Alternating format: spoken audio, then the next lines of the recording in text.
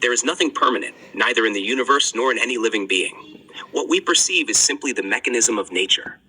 Nature is a system that arises with possibilities over time, involving numerous factors.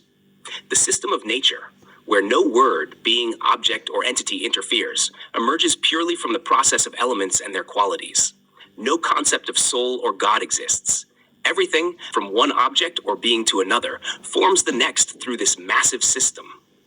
There's no soul, no God, only the elements and qualities, and countless other factors that go beyond the human intellect's current understanding. To dismiss the existence of something simply because it is beyond our comprehension is not an honest approach. What is understood is called science, and what remains beyond comprehension is often categorized as mystical or spiritual. This is the transient complexity of the human intellect. This vast and temporary material world becomes comprehensible through science, but what eludes understanding is labeled as divine, miraculous, or mysterious. Generations accept these concepts through traditions, while a few exploit the system to build empires of fame, wealth, and control, misleading the simple, pure-hearted people in the process. Religious and scientific knowledge are merely tools to make life easier. They hold no deeper significance than that. Even the perspectives we have developed about this vast, infinite world are products of the temporary, complex intellect, thus transient in themselves. Since these mixtures of temporary elements are also temporary, the only stable, eternal aspect is the pure reflection within the heart, which we refer to as conscience or soul. This reflection allows us to face the eternal, absolute truth within ourselves and remain grounded in reality.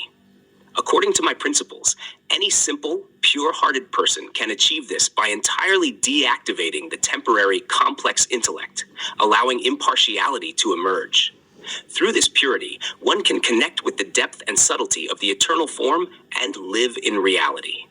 The more one grows intellectually within the temporary complexity, the more confused and lost one may become. The complex intellect only offers multiple options for survival, one of which is spirituality, which is a modern version of religious faith introduced about 700 years ago.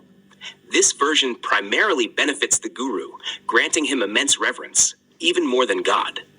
The system traps followers into unquestionable submission under the guise of initiation, where reasoning is abandoned, and any questioning of the guru results in public humiliation and expulsion. Is this not tyranny? The guru can make absurd claims, and no one dares to question them. The disciple is bound by vows to accept the guru's words blindly, no matter how irrational. This system creates extreme loyalists, ready to sacrifice themselves for their guru's command. Both guru and disciple share the same mindset. The guru was once a disciple too.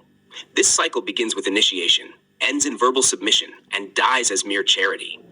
This too perishes with the complex intellect, making no deeper impact on the eternal truth.